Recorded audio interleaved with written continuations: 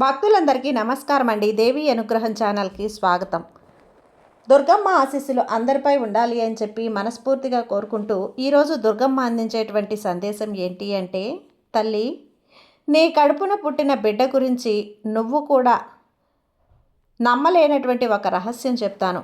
నీ బిడ్డకి మరొక 3 రోజుల్లో ఒక నష్టం అనేది జరగబోతుంది. ఒంటరిగా జాగ్రత్తగా ఇప్పుడే విని తెలుసుకోమ్మా.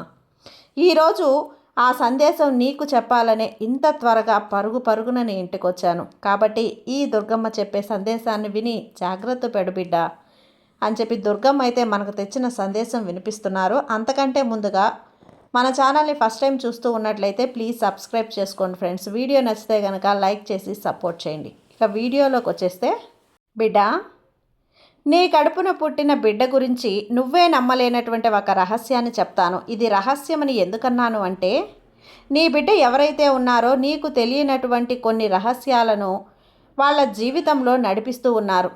ఈ రహస్యాలనేవి నీకు తెలియకుండా ఉండటం కోసం ఎన్నో జాగ్రత్తలను పాటిస్తున్నారు. ఏది ఏదైనప్పటికీ కూడా ఎప్పుడైనా కానీ చెడు అనేది మనిషిని ఆకర్షించినంత త్వరగా ఇష్టంగా మంచి ఎప్పుడూ కూడా ఆకర్షించదు. ఎప్పుడైతే నీ బిడ్డ అనేక రకాలైనటువంటి స్నేహం అనే మత్తులో పడి వారి జీవితాన్ని మాకు మంచి చేసుకుంటున్నాం అన్న ఉద్దేశంతో చెడువైపు తప్పటడుగులు వేసే ప్రయత్నం అయితే చేస్తూ ఉన్నారు. దీనివల్ల కేవలం నీ బిడ్డ నష్టపోవటం మాత్రమే కాకుండా నీ బిడ్డతో పాటు నీ తల్లి మనసు, నీ తండ్రి మనసు, కుటుంబం యొక్క పరిస్థితి కూడా ఒకానొక స్టేజ్లో మీ యొక్క గౌరవం ప్రతిష్టలకు ఆటంకం అనేది ఏర్పడే అవకాశం ఉంది. దీనివల్ల మీ జీవితంలో ఎన్నాళ్ళగానో గుట్టు చప్పుడు కాకుండా గుప్పెట్లో పెట్టుకున్నటువంటి పరువు ప్రతిష్టలు అనేవి నలుగురిలో కూడా బట్టబయలయ్యే పరువు అంటే పోతున్నాయి తల్లి.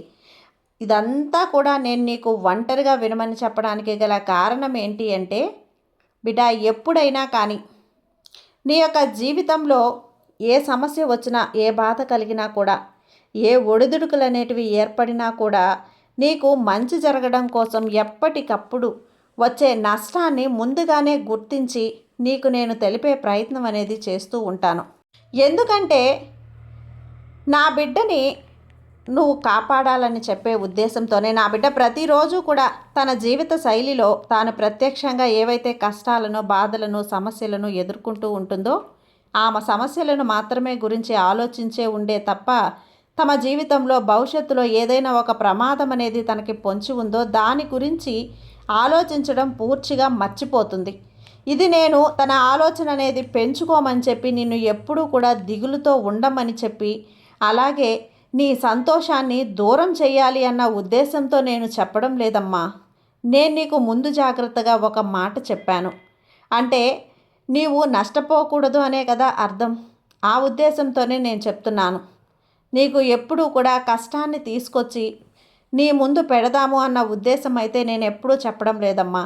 ఇదేదైనా కూడా చెప్పడానికి గల కారణం, నువ్వు ముందుగానే వచ్చే ప్రమాదాన్ని పసిగట్టి నీ యొక్క బిడ్డని అదుపులో ఉంచుకునే ప్రయత్నం చేస్తావు అని మాత్రమే చెప్తున్నాను. నీ బిడ్డ తప్పుడడుగులు వేస్తున్నాడు. తప్పటడుగులు వేసే వయసు నుంచి తప్పుటడుగులు వేసే వయసుకు ఎదిగిన నీ బిడ్డ నష్టపోకూడదు అన్న ఉద్దేశంతో మాత్రమే చెప్తున్నాను. నీ యొక్క దారిలో నడిపించుకునే ప్రయత్నం నువ్వు చేస్తావు అని ముందుగానే నిన్ను హెచ్చరిస్తున్నాను. కాబట్టి నా హెచ్చరికను నువ్వు భయంగా, ఆందోళనగా మార్చుకోకుండా తెలివిగా ఆలోచనతోటి పసిగట్టి నీకు కలగబోయేటువంటి నష్టం అనేది తప్పించుకుంటావు అన్న ఉద్దేశం తప్ప మరింకేమీ లేదు తల్లి. ఎటువంటి బాధ తీసుకొద్దాము అన్న ఉద్దేశం నాకు అస్సలు లేదు. ఎందుకంటే నా బిడ్డ సంతోషంగా ఉంటే గనక మొదటిగా ఈ దుర్గమ్మ అంటే నేనే కదా ఎక్కువగా ఆనందపడతాను అన్న విషయం నీకు తెలిసిందే కదా. ఎందుకంటే నీ ప్రతి ఒక్క కదలిక, నువ్వు పీల్చే ప్రతి శ్వాస, నువ్వు జీవితంలో వేసే ప్రతి అడుగు, నీ మెదడులో తిరిగే ప్రతి ఆలోచన కూడా నాకు బాగా తెలుసు. కాబట్టి ఈ బిడ్డ నువ్వు పడుతున్నటువంటి కష్టాలు పడకూడదు, నువ్వు పడుతున్నటువంటి బాధలు అనుభవించకూడదు. తనకి కష్టం విలువ యొక్క సుఖం యొక్క గౌరవం ప్రతీదీ కూడా తనకు తెలిసి రావాలి అన్న ఉద్దేశంతోనే నీకు ఏదైనా కానీ చిన్న కష్టం వచ్చినా, బాధ కలిగినా ఎప్పుడూ కూడా వారితో పంచుకోకుండా నువ్వు నేను అనుభవిస్తున్నాను కదా, వారైనా సంతోషంగా ఉండాలి అన్న ఉద్దేశంతో నీకు చేతనంతనంత వారికి కష్టం కలిగించకూడదు అన్న ఉద్దేశమే నీ మనసులో ఎప్పుడూ ఆలోచన.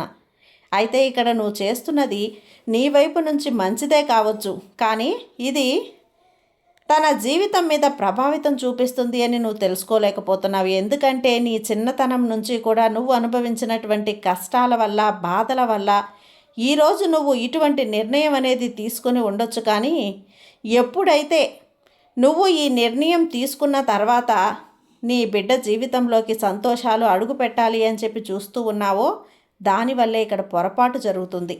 ఇక్కడ సంతోషాలకు కేవలం మాత్రమే అలవాటైన తన మనసు, ఇప్పుడు ఆనందాల కోసమే ఎదురు చూస్తున్నటువంటి తన మనసు, ఇప్పుడు ఎప్పుడూ కూడా కష్టం విలువ అనేది తెలియకుండా చూసుకునే తన మనసు ఏదైతే ఉందో, ఆ మనసు అనేది ఈ రోజున కొంచెం కష్టం కలిగినా, కొంచెం బాధ కలిగినా కూడా తట్టుకోలేని స్టేజ్కి అయితే వచ్చేసింది. అంటే దానికి గల కారణం నువ్వే కదా. ఎప్పుడైనా కానీ మనిషి ఎంతగా నలుగుతాడో, ఎంత కష్టాన్ని చూస్తాడో, ఎంత బాధలు అనుభవిస్తాడో, ఎంత డబ్బు లేక వేదనను చూడగలుగుతాడో అప్పుడే డబ్బు విలువ అనేది, బంధాల యొక్క విలువ అనేది, సంతోషాల విలువ అనేది ఆ మనిషికి తెలుస్తుంది. ఇక్కడ ఏదైతే జరుగుతుందో దీని కారణంగా నీ బిడ్డకు డబ్బు యొక్క విలువ తెలియటం లేదు, కష్టం విలువ అనేది అర్థం కావటం లేదు, సంతోషం విలువ అనేది ఎంత గొప్పగా ఉంటుందో తను ఆలోచించలేకపోతున్నాడు. అందుకే చిన్న కష్టాన్ని కూడా భరించలేక సంతోషాల వైపు అడుగులు వేసే ప్రయత్నంలో తప్పటడుగు వేసే ప్రయత్నం చేస్తున్నాడు. ఇక్కడ నీకు తెలియనటువంటి రహస్యం ఏంటి అంటే, బిడ్డ, నీ జీవితంలోకి మరొకరు ఎప్పుడో అడుగు పెట్టారు. దీని కారణంగానే ఈ మధ్య నీ బిడ్డ యొక్క మనసులో, ప్రవర్తనలో కోపాన్ని చూస్తున్నాను, ఆవేశాన్ని చూస్తున్నాను, నీ మాటకు ఎదురు చెప్పడాన్ని చూస్తున్నాను, నీ మీద చెయ్యి వేయటాన్ని చూస్తూ ఉన్నాను. దీనివల్ల ఏం జరుగుతుంది అంటే, ఇప్పుడున్న సమాజంలో ఇదంతా కూడా ప్రతి పిల్లవాడు కూడా ఇలానే ప్రవర్తిస్తున్నారని చెప్పి నువ్వు దాన్ని చాలా తేలిగ్గా తీసుకునే ప్రయత్నం అయితే చేస్తున్నావు. కానీ నీ తేలికపాటి ప్రయత్నం అనేది రేపటి రోజున నీ మీద చాలా వరకు ఎఫెక్ట్ అనేది చూపిస్తుంది. ఎందుకంటే ఎప్పుడైనా కూడా మొక్కై వంగనిది మానై వంగున అన్న విషయాన్ని తెలుసుకోవాలి. ఇప్పటి నుంచే నువ్వు నీ బిడ్డ ఎంత కోప్పడినా కానీ, లేదా నీ బిడ్డకు నీకు ఎంత ఎదురు తిరిగినా కానీ, లేదంటే తన యొక్క ప్రవర్తనలో ఎటువంటి మార్పుని నువ్వు గమనిస్తున్నావా? లేదంటే నీ బిడ్డ 18 సంవత్సరాల కంటే కూడా వయసు పెద్దదైతే గనక తన దగ్గర అంటే ఏదైనా ఒక మద్యపాన వ్యసనానికి అలవాటు పడుతున్నా, లేదంటే సిగరెట్లు కానీ ఇటువంటి ధూమపాన వ్యసనాలకు అలవాటు పడుతున్నా, లేదంటే ఇంకా ఏదైనా కానీ వాటిని నువ్వు ఇలా మగపిల్లలైతే ఇప్పటి రోజుల్లో చేసే పనులు ఎంత ఇదిగా ఉంటున్నాయి అంటే కనుక, ఇది చిన్న వాసన కూడా రాకుండా ఇంట్లో అయితే జాగ్రత్తలు తీసుకునే ప్రయత్నం అయితే చేస్తూ ఉన్నారు. దీనివల్ల వారు కాల్చుకుంటూ ఇంట్లో వారికి తెలియకుండా వారి నెత్తిన కుంపటి పెట్టే ప్రయత్నం అయితే చేస్తున్నారు. దీనివల్ల నష్టం ఏంటి అంటే, లాభం ఏంటి అంటే గ్రహించలేకపోతున్నారు. ఇది ఎప్పుడైతే నువ్వు మొదట్లో తెలుసుకొని కొంచెం దాని ప్రభావం అనేది కష్టంగా పడినా కానీ, దాని మీద నువ్వు కొంత ఒత్తిడికి గురైనా కూడా, కొంత నీ మనసుకి బాధ కలిగినా కూడా, నువ్వు గనక నువ్వు నీ బిడ్డకు కంట్రోల్ పెట్టే ప్రయత్నం ఏదైతే ఉంటుందో ఆ ప్రయత్నంలో కొంచెం బలమైన ప్రయత్నం కనుక చేశావంటే చాలా వరకు నీవు నీ ప్రయత్నంలో సక్సెస్ అవుతావని చెప్పి ముందుగానే నీకు ఈ విషయాన్ని తెలియపరుస్తున్నాను. ఎందుకంటే బిడ్డ, ఎప్పుడైనా కానీ ఒక తల్లి కానీ తండ్రి కానీ తన బిడ్డ సంతోషంగా ఉండాలి అని కోరుకుంటుంది. నువ్వు నీ బిడ్డకు ఎటువంటి కష్టం కలిగించాలని కూడా కోరుకోవటం లేదు, కలిగించకూడదు అని చెప్పి కోరుకోవటంలో నీ తల్లి మనసు, నీ తండ్రి మనసు ఏదైతే ఉందో అది నీకు సరైంది అని చెప్పి చెప్తున్నాను. కానీ ఎప్పుడైతే నీ బిడ్డ ప్రవర్తనలో ఇక్కడ నువ్వు ఇంత చిన్న మార్పు దగ్గర నుంచి గమనిస్తూ ఉన్నావు కాబట్టి, పుట్టిన బిడ్డ మొదట శ్వాస నుంచే తెలుసు కాబట్టి అప్పటికీ ఇప్పటికీ గనక నువ్వు పసిగట్టగలిగితే తనకి నువ్వు ఎంత అంటే, ఒక బంగారం కన్నా నిప్పులో పడి కాలుతున్నప్పుడు, ఒక ఇనుము నిప్పులో పడి కాలుతున్నప్పుడు, ఒక రాయి ఉలిచేత ఎన్నో దెబ్బలు తింటున్నప్పుడు వాటికి ఎంత నొప్పి కలుగుతుందో, వాటికి ఒక మంచి ఆకారం, ఒక మంచి రూపం, వాటికంటూ ఒక విలువ అనేది పెరగడానికి అవి ఎంతగా కష్టపెట్టుకుంటూ ఎంతగా దహించి వేసుకుంటున్నాయో తమని తామే ఇప్పుడు కూడా మీ బిడ్డని నువ్వు అంత కష్టపెడితే తనకి కష్టం విలువ, సంతోషం విలువ, డబ్బు విలువ ప్రతీదీ కూడా వారికి అర్థమయ్యగలిగితే రీతిలో నువ్వు చెప్పుకోగలిగితే రేపటి రోజున బంగారంలా మెరిసే నలుగురికి ఒక ఆదర్శంగా వారు నిలబడతారే తప్ప నువ్వు గనక ఇప్పుడు వదిలేసే ప్రయత్నం చేశావు అంటే నీకు నష్టంతో పాటుగా నీ బిడ్డకు నష్టంతో పాటుగా నీ యొక్క కుటుంబం పూర్తి తరతరాల వరకు నష్టం కలిగే అవకాశం అయితే ఉంటుంది. కాబట్టి నేను నిన్ను రహస్యంగా ఎందుకు వినమంటున్నాను అంటే గనక ఏదైనా కూడా నీ కుటుంబంలో మంచి జరిగినా చెడు జరిగినా మనకి సరిదిద్దుకోగలిగే తెలివితేటలు మన దగ్గర ఉండాలి. ఇలా మంచి జరిగినప్పుడు నలుగురికి చెప్పుకొని, చెడు జరిగినప్పుడు నలుగురికి చెప్పుకోవటం వల్ల మంచి జరిగినప్పుడు ఈర్ష్యపడతారు, చెడు కలిగినప్పుడు ఇదే నలుగురు సంతోషపడతారు. దీనివల్ల లాభాలు నష్టాలు నీకు ఏవి కూడా ఉండకపోవచ్చు. కానీ ఎప్పుడైతే ఇక్కడ నీకు నష్టం అనేది ఎదుటి వారి మీద పెట్టుకోకుండా వారి యొక్క మానసిక ఆనందం కోసం 10 మందికి నువ్వు డప్పు కొట్టి మీ బిడ్డల గురించి చెడుగా ప్రవర్తించే విధంగా, చెడు ప్రచారం చేసే విధంగా వారి యొక్క మాట తీరును మీరు గనక కారణమైతే గనక రేపటి రోజున మీ బిడ్డల జీవితానికి చిచ్చుపెట్టిన వాళ్ళు అవుతారు. కాబట్టి 4 గోడల మధ్యనే తెలివిగా సమస్యను పరిష్కరించుకోగాలి. నలుగురిలో పెట్టడం వల్ల నీకు ఎటువంటి ఉపయోగం అనేది ఉండదు. నువ్వు ఎప్పుడైతే నీ బిడ్డకు 9 నెలలు నిండి మోసి నీ బిడ్డను జన్మనిచ్చావో అప్పుడే తన యొక్క మంచైనా చెడైనా నువ్వు వేలెత్తి చూపించేటువంటి ఒక అధికారం అర్హత మాత్రమే ఉంటుంది. ఆ అనవసరమైన దెబ్బ వేసే అర్హత నీకు మాత్రమే ఉంది తల్లి. అవసరమైతే కంట్రోల్లో పెట్టగలిగే అర్హత నీకు మాత్రమే ఉంది. అంతేకాని ఎప్పుడు కూడా అరుపులకి కేకలకి నువ్వు బెంబేలెత్తిపోవాల్సిన అవసరం లేదు.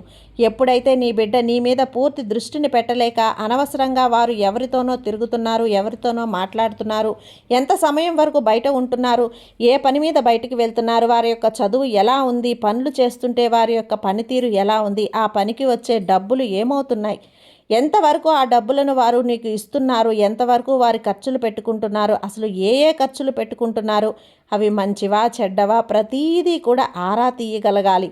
అలా ఆరా తీసి నువ్వు కంట్రోల్లో పెట్టకపోతే రేపటి రోజున నిన్ను పూర్తిగా పరాయి వాళ్ళలాగా చూసి రేపు ఎవరికైతే వారి యొక్క జీవిత భాగస్వామి వారి యొక్క జీవితంలో అడుగు పెడతారో వారి ముందు కూడా నిన్ను పరాయి వారిలాగే చూసి నువ్వు ఇంతకాలం కళ్ళల్లో పెట్టుకొని ఎంతో అపురూపంగా చూసుకున్నటువంటి నీ బిడ్డ ఇటు నీకు ఉపయోగపడకుండా రేపు వచ్చే నీ జీవిత భాగస్వామికి కూడా ఉపయోగపడకుండా వారి యొక్క బ్రతుకుని వాళ్ళు నాశనం చేసుకుంటూ ఇటు కుటుంబాన్ని నాశనం చేస్తూ రేపు వారికి పుట్టబోయే పిల్లల మీద కూడా దీని ఎఫెక్ట్ అనేది రేపు వారి జీవితాలు కూడా నాశనం అవ్వటానికి ఇవాల్టి రోజున నువ్వు చూపించే చిన్న నిర్లక్ష్యం కారణం అవ్వచ్చు. కాబట్టి నేను నీకు ముందుగానే హెచ్చరిస్తున్నానమ్మా. ఇక్కడ స్నేహం అనేది చాలా విలువైనది. ఈ యొక్క స్నేహం చెడ్డదా మంచిదా, అసలు నీ స్నేహం మాటల్లో ఏం జరుగుతుంది, నీ స్నేహం వల్ల ఎటువంటి నష్టాలు జరుగుతున్నాయి, అసలు వారితో స్నేహం చేయటం మంచిదేనా, వారితో స్నేహం చేయటం వల్ల జరగబోయేదేంటి, నష్టాలేంటి, జరుగుతున్నటువంటి నష్టాలేంటి, అసలు వచ్చే లాభాలేంటి, అన్నీ అసలు స్నేహం ఎంతవరకు చేయొచ్చు అనేది కూడా నువ్వు ఆరా తీయగలగాలి. అవసరమైతే ఒక దెబ్బ వేసి కంట్రోల్లో పెట్టుకోగలగాలి. ఇప్పటికే చాలా వరకు నష్టపోయావు, మరొక 3 రోజుల్లో నష్టం జరగబోతుంది అని నీకు చెప్పడానికి గల కారణం కూడా రోజు రోజుకు కూడా బిడ్డ మంచి ప్రవర్తనను నష్టపోతున్నావు. దీనివల్ల తలరాతను కూడా నీకు ఎఫెక్ట్ అవుతుంది. ఎందుకంటే ఇప్పుడు అవుతున్నటువంటి ఈ అప్డేట్ అవుతున్న జనరేషన్లో ఏది మంచి ఏది చెడు, మంచికి చెడుకి వ్యత్యాసం అనేది ఏంటి, అసలు డబ్బు విలువేంటి, ఇవన్నీ కూడా తెలుసుకోలేకపోతే వారు కోలుకోలేనటువంటి దెబ్బతిని జీవితంలో అట్టడుగు స్థాయికి దిగజారిపోయే అవకాశం అయితే ఉంటుంది. ఎప్పుడైనా మనిషి ప్రయత్నం అనేది ఏదైనా కూడా సాధించవచ్చు. నీ ప్రయత్నం ఎంత బలంగా ఉంటుందో అది నాకు మాత్రమే తెలుసు. కాబట్టి నీ ఆలోచనను తెలివిగా మార్చుకొని ప్రయత్నాన్ని బలపరుచుకొని జీవితం విలువ అనేది నీ బిడ్డకు కళ్ళకు కట్టినట్లుగా చూపించే ఆ ప్రయత్నం అనేది ఈ రోజు నుంచే రహస్యంగా మొదలుపెట్టు. అప్పుడే నీ కుటుంబాన్ని, నీ యొక్క తరతరాల యొక్క భవిష్యత్తును, నీ బిడ్డ భవిష్యత్తును నువ్వు కాపాడుకోగలిగిన దానివి అవుతావు. ఇదంతా కూడా ఎందుకు చెప్తున్నానో నీ బిడ్డ ప్రవర్తనే నీకు అర్థమయ్యే విధంగా చెప్తుంది. కాబట్టి జాగ్రత్త, జాగ్రత్త తల్లి. 10 సార్లు చెప్తున్నాను జాగ్రత్త జాగ్రత్త అని చెప్పి. ఈరోజు దుర్గమ్మ నీకు ఇంత జాగ్రత్త ఎందుకు చెప్తున్నాను అంటే నువ్వు నా బిడ్డవి. నా బిడ్డ జీవితం ఎప్పుడూ సంతోషంగా ఉండాలి. నా బిడ్డ ఎప్పుడూ కూడా పిల్ల పాపలతో తన కట్టుకున్న భర్తతో కుటుంబంతో సంతోషంగా ఉండాలనే ఉద్దేశంతోనే ఇదంతా నీకు చెప్తున్నాను. కాబట్టి ఈరోజు దుర్గమ్మ చెప్పింది మనసులో పెట్టుకొని ఆచరించి చూడు. నీ జీవితం అంతా కూడా సంతోషంగా ఉంటుంది. నీ తరతరాల కుటుంబం నీ వారసులు అందరూ కూడా ఆనందంగా హాయిగా ఉంటారు తల్లి. ఈ దుర్గమ్మ ఆశీస్సులు ఎప్పుడూ నీపై ఉంటాయి. సంతోషంగా ఉండు బిడ్డ. సర్వేజన సుఖినో భవంతు. జై దుర్గమ్మ.